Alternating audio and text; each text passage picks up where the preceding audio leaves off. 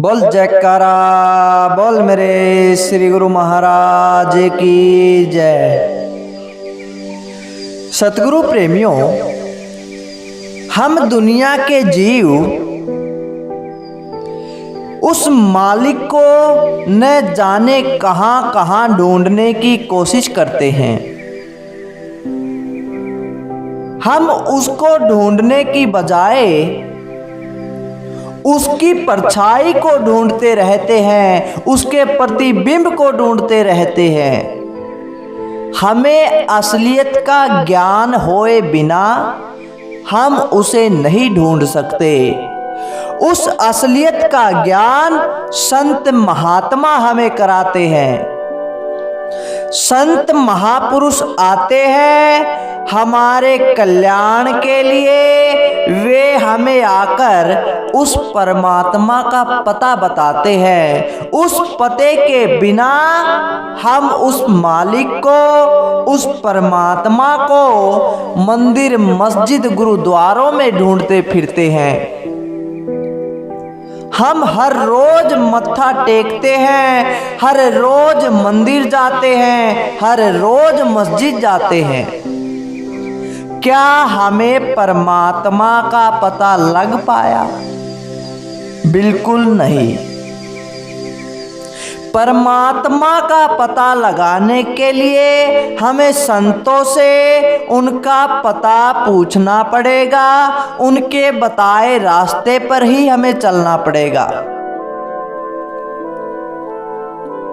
संत फरमाते हैं कि एक बार की बात है, एक रानी अपने गले का हार जो हीरो से बना हुआ था उसे अपने गले से उतार कर खूंटी पर टांगने वाली थी कि अचानक एक बाज आ गया।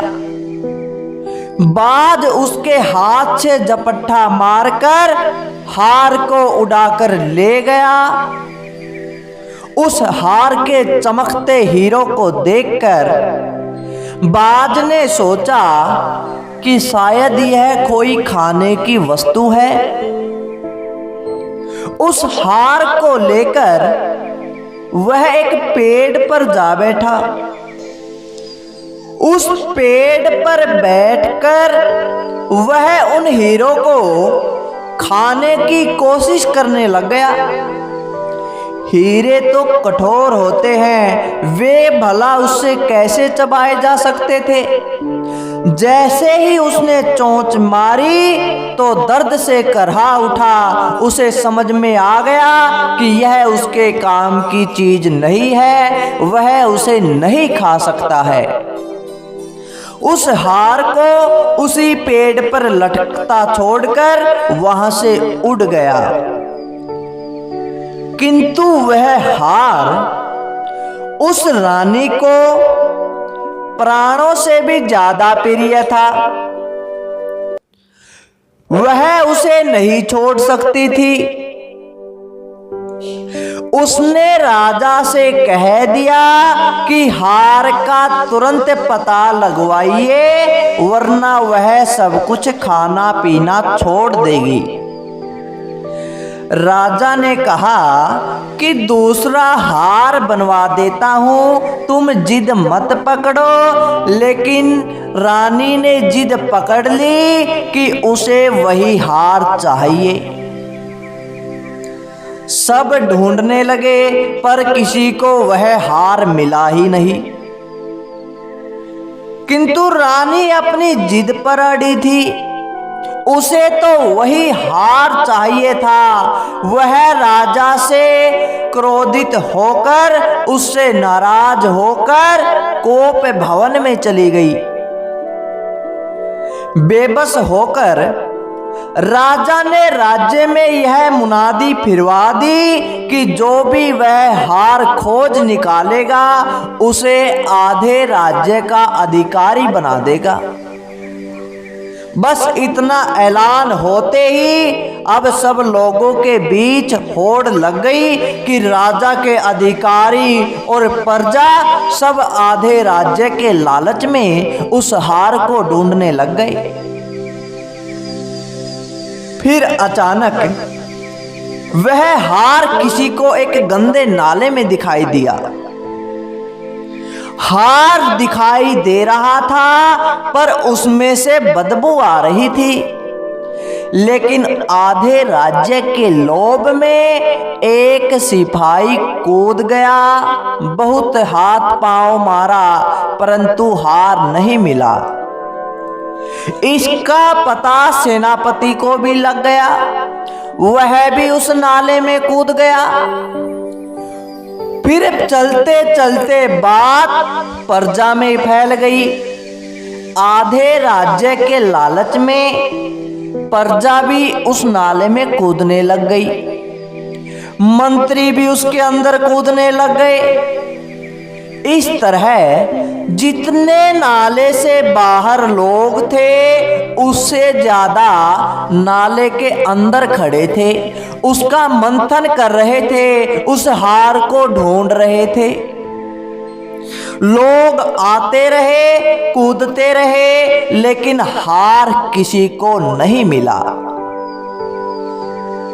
जैसे ही कोई नाले में कूदता वह हार दिखना बंद हो जाता और थककर बाहर आकर दूसरी तरफ खड़ा हो जाता।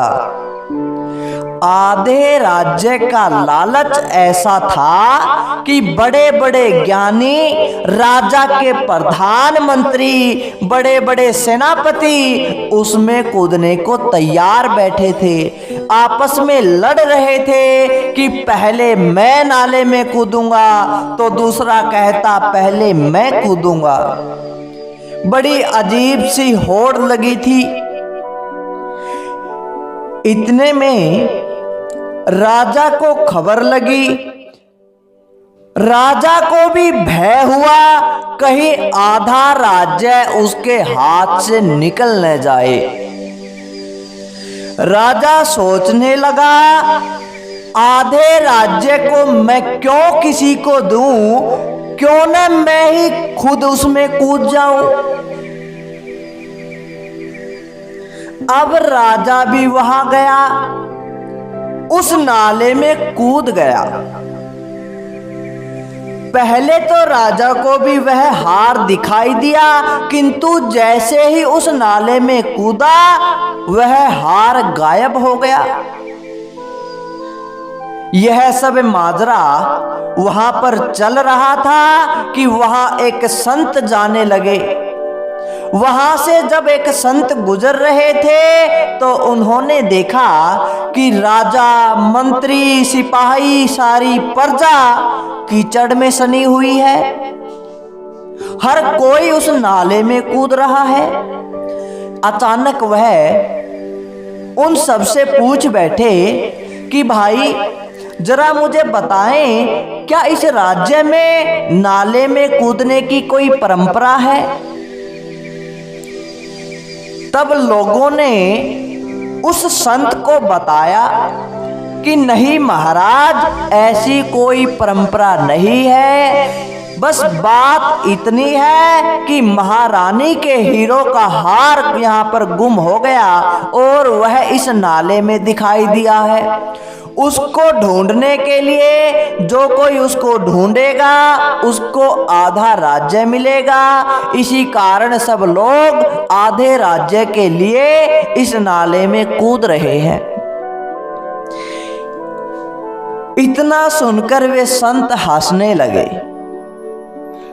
और फरमाने लगे कि भाई तुम सब मूर्ख हो क्या? क्या किसी ने ऊपर भी देखा है? ऊपर देखो, वह हार टहनी पर लटका हुआ है। नीचे जो तुम देख रहे हो वह तो उसकी परछाई है। इतना सुनकर राजा बड़ा शर्मिंदा हुआ। हम सब लोग भी उस राज्य के लोगों की तरह बर्ताव कर रहे हैं।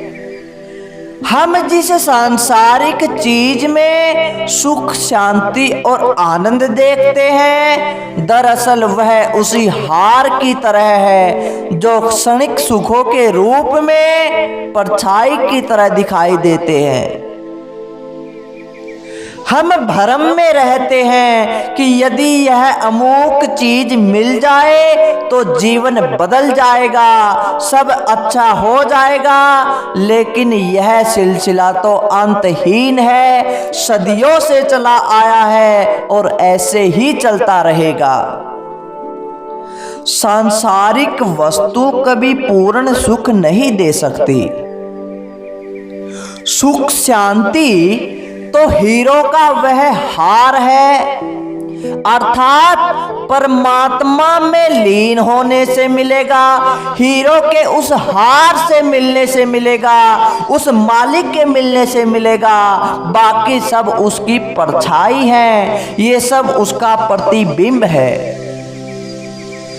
संत कहते हैं कि माया और छाया कभी किसी के हाथ नहीं आती। हम किसको पकड़ने की कोशिश करते हैं? हम माया में तो पहले ही उलझे हुए हैं, माया ने ही हमें जकड़ रखा है। अब उससे निकलने के लिए हम परमात्मा को याद करते हैं, लेकिन याद करने के तरीकों को हम जो अपनाते हैं उसके कारण हम माया में, उस काल के जाल में दिन ब दिन फंसते जा रहे हैं। हमें माया ने तो पकड़ ही रखा है, हम साथ साथ छाया को पकड़ने की कोशिश भी करते हैं। आप खुद बताइए, क्या कभी छाया आपके हाथ लग सकती है? कदापि नहीं। हम छाया को कैसे पकड़ने की कोशिश करते हैं, अभी ये भी सुनिए। हम दिन रात मंदिर, मस्जिद, गुरुद्वारों में जाकर उस मालिक को ढूंढने की कोशिश करते हैं, उस परमात्मा को पाने की कोशिश करते हैं। क्या परमात्मा उन मंदिर, मस्जिद, गुरुद्वारों में है? आप सब कहते हैं हर किसी में परमात्मा है, परमात्मा घट घट वासी है। अगर वो घट घट वासी है, हर किसी के अंदर है, तो आप लोग मंदिर, मस्जिद, गुरुद्वारों में किसे ढूंढने जाते हैं? इसका अर्थ तो यही है, आप असलियत को छोड़कर उस परछाई को पकड़ने की कोशिश करते हैं जो आपके हाथ नहीं लगती। आप ऐसे ही जन्म मरण के चक्कर में फंसते जाते हैं, 84 का भोग भोगते रहते हैं। जब तक यह भ्रम दूर नहीं होगा, तब तक 84 लाख योनियों का आवागमन खत्म नहीं हो सकता।